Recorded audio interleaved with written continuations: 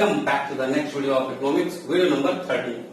Video number 29 में discuss किया chapter 9 की शुरुआत रूरल डेवलपमेंट। रूरल डेवलपमेंट में हमने आपको बताया रूरल डेवलपमेंट में इंडिया में दो चैलेंजेस मेन आ रहे हैं, एक लिंगरिंग चैलेंजेस और एक आपका आ रहा है इमर्जिंग चैलेंजेस। लिंगरिंग चैलेंजेस में मैंने बताया ऐसे चैलेंजेस जो आपके प्रेजेंट में हैं, और कल हमने लिंगरिंग चैलेंजेस का पार्ट 1 डिस्कस किया था जिसमें हमने रूरल क्रेडिट के बारे में बात किया था। आज की वीडियो में हम डिस्कस करेंगे लिंगरिंग चैलेंजेस का प्रॉब्लम नंबर 2 जो कि है एग्रीकल्चरल मार्केटिंग। ठीक है, तो एग्रीकल्चरल मार्केटिंग का मतलब ये होता है, इसका मतलब ये नहीं खाली फार्म आउटपुट को सिर्फ सेल करना। ठीक, फार्म आउटपुट को प्रोड्यूस करने से लेकर यानी कि हार्वेस्टिंग से लेकर और सेलिंग तक के सारे प्रोसेस को हम कहते हैं आपका agricultural marketing. Like gathering the produce after harvesting, यानी कि प्रोड्यूस जब प्रोडक्शन करने के बाद, क्रॉप प्रोडक्शन करने के बाद जो प्रोड्यूस को हम इकट्ठा करते हैं वो प्रोसेस, वो भी हमारे एग्रीकल्चर मार्केटिंग का पार्ट है। फिर हम क्या करते हैं, प्रोसेसिंग द प्रोड्यूस।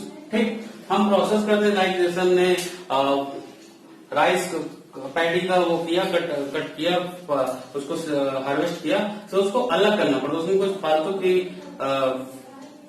चीजें आ जाती हैं, जैसे फसल है उसके साथ कुछ और भी घास वगैरह आ जाते हैं, तो उनको हटाना पड़ता है, अलग करना पड़ता है। ठीक है, वो भी अपनी मार्केटिंग का पार्ट है।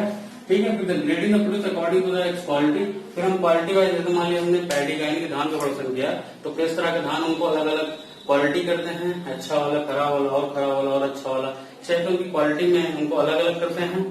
फिर है packaging the produce according to buyers preference, buyer के खरीदने के हिसाब से हम पैकेजिंग करते हैं।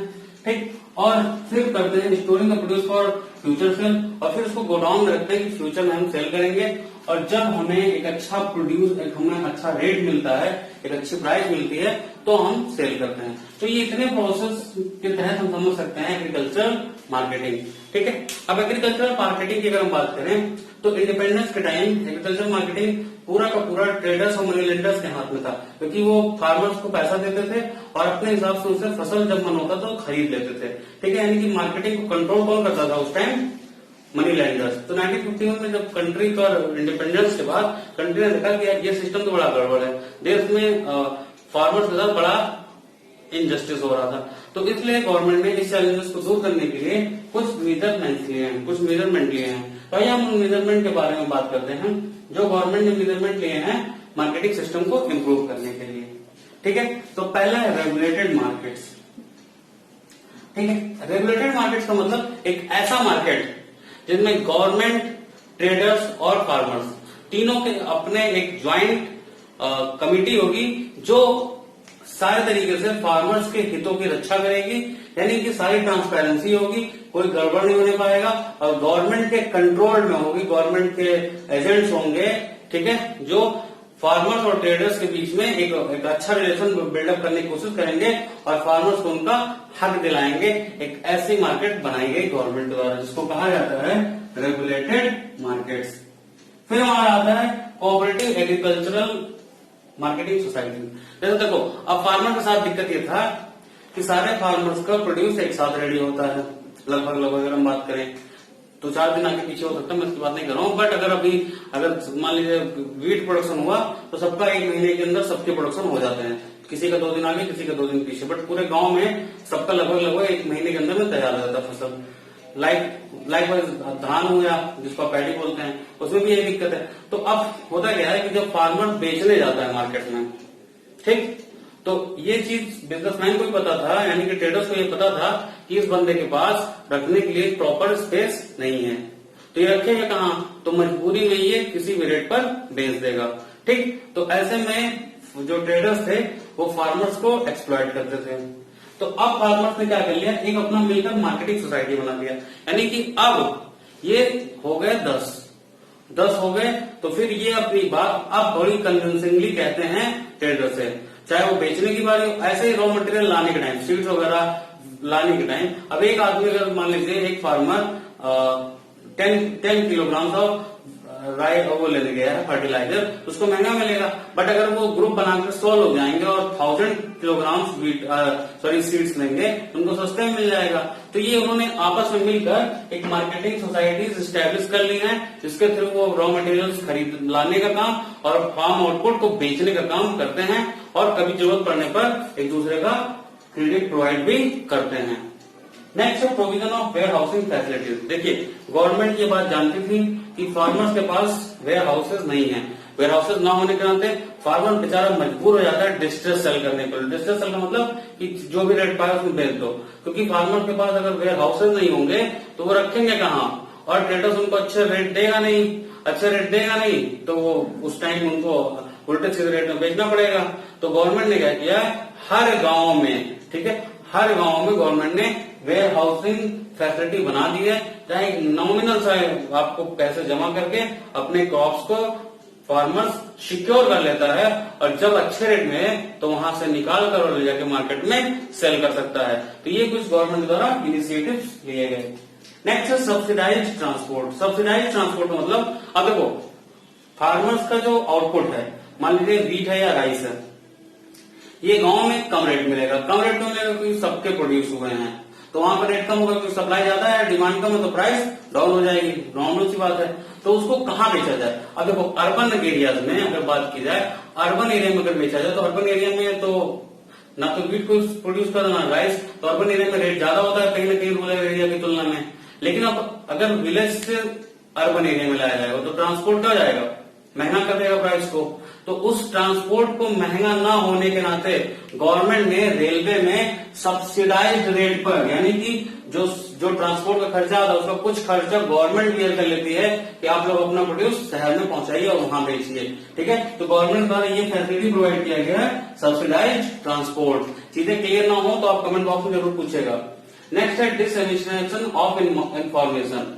इसका क्या मतलब हुआ? देखो गवर्नमेंट ने कहा, देखो भैया फार्मर्स के साथ दिक्कत ये है कि उनके पास इंफॉर्मेशन नहीं पहुंच पाती। गवर्नमेंट की स्कीम है, अच्छी स्कीम आती है कि फार्मर्स तक ये बात नहीं आ पाती है। तो गवर्नमेंट ने क्या किया है, प्रिंट मीडिया, ठीक है, और सोशल मीडिया नहीं कह सकते, प्रिंट मीडिया, इलेक्ट्रॉनिक मीडिया आदि के माध्यम से तमाम ऐसे चैनल्स प्रोवाइड किए जिसके थ्रू वो फार्मर्स को उनके रिलेटेड इंफॉर्मेशन देते हैं, प्राइस से रिलेटेड, फर्टिलाइजर से रिलेटेड, आउटपुट सेल करने से रिलेटेड तमाम इंफॉर्मेशन देते हैं। आप देखे होंगे आपके रेडियो पे भी एक आध चैनल आते हैं, किसान कृषि FM करके होगा, या आपके टीवी पे देखे तो किसानों के लिए एक आध चैनल आता होगा, देखा होगा आपने ध्यान से। तो तमाम कृषि हेल्पलाइन बनाई गई है जिसके थ्रू फार्मर्स अपनी समस्याएं हेल्पलाइन के थ्रू गवर्नमेंट से पूछ सकता है, ठीक है। तो ये गवर्नमेंट द्वारा कुछ इन्फॉर्मेशन शेयर करने के लिए व्यवस्था बनाया गया। सबसे इम्पोर्टेंट जो फैसला लिया गया है, जो सबसे इम्पोर्टेंट मेजरमेंट गवर्नमेंट द्वारा लिया गया है, वो है MSP पॉलिसी। MSP पॉलिसी क्या होती है? अब ध्यान समझो क्या है minimum supporting price. Minimum supporting price का मतलब यह है कि अगर गवर्नमेंट ये इंश्योर कर देती है, ठीक है, कि भैया अगर आपके आउटपुट को कोई नहीं खरीदेगा तो हम मिनिमम इतने प्राइस में खरीदेंगे। मतलब मान लीजिए गवर्नमेंट ने कहा कि वीट का minimum supporting price 18 rupees per kilogram है। तो इसका मतलब ये हुआ कि फार्मर अगर इससे ऊपर बेच पाए तो बेचे, अगर नहीं बेच पाता है तो इससे में तो गवर्नमेंट खरीद लेगी उससे, ठीक है, और इससे कम में बेचना इलीगल माना जाएगा। यानी कि फार्मर्स के इनकम को रेगुलेट करने के लिए गवर्नमेंट MSP पॉलिसी चलाती है, ठीक है। तो ये कुछ मेजरमेंट है जिनके थ्रू हम समझ सकते हैं कि गवर्नमेंट ने किस तरीके से एग्रीकल्चर मार्केटिंग को एक अनऑर्गेनाइज तरीके से ऑर्गेनाइज किया, और इसका काफी बेनिफिट हमारे फार्मर्स को मिला। जो फार्मर्स हमारे कहीं ना कहीं सबसिस्टेंस लेवल पे थे, आज कहीं ना कहीं हमारे फार्मर्स कॉमर्शियल हो गए हैं, ठीक है, उनका आउटलुक चेंज हुआ है। तो thanks to the government to adopt these measurement to improve the conditions of a farmer, ठीक है। ये तो था गवर्नमेंट के मेजरमेंट। इनके अलावा अल्टरनेटिव मार्केटिंग चैनल्स क्या हैं, ठीक है। जैसे आप सभी लोगों ने बिग बाजार देखा होगा, तो बिग बाजार कोई खेती तो करता नहीं है, लेकिन वहां तो आप देखे होंगे राइस भी मिलता है, पल्सेस भी मिलता है, आपको फ्लोर भी मिलता है, तमाम चीजें मिलता है। तो ये क्या करते हैं बिग बाजार जैसे लोग, बिग बाजार है, स्पेंसर है, अपनी मंडी है पंजाब हरियाणा और राजस्थान में, ठीक है, ये गवर्नमेंट की चैनल है कि अपनी मंडी ये गवर्नमेंट डायरेक्ट खरीद देती है। तो ये सब क्या करते हैं, ये सब फार्मर्स को एडवांस पेमेंट कर देते हैं कि ले जाओ भैया इस रेट में हमको चावल चाहिए, ठीक है। और फार्मर्स उन पैसों से खेती करता है और फिर प्रोड्यूस करने के बाद बिग बाजार जैसी संस्थाओं को बेच देता है। तो आज के समय में देखा जाए तो एक अच्छा ऑप्शन है कि गवर्नमेंट को ना बेचकर अगर इनको डायरेक्ट सेल कर दिया जाए तो फार्मर्स को एक अच्छा मुनाफा होता है। तो ये एक अल्टरनेटिव मार्केटिंग चैनल है, ठीक है, जो फार्मर्स के बेनिफिट के लिए है। ठीक, ये हो गई बात। अब हम आते हैं agricultural marketing diversification and market risk. देखो फार्मर से बहुत बड़ा रिस्क है। क्या रिस्क है कि फार्मर बेचारा प्रोड्यूस जो करता है, आज के समय में फार्मर बहुत कुछ डिपेंड करता है नेचर पर।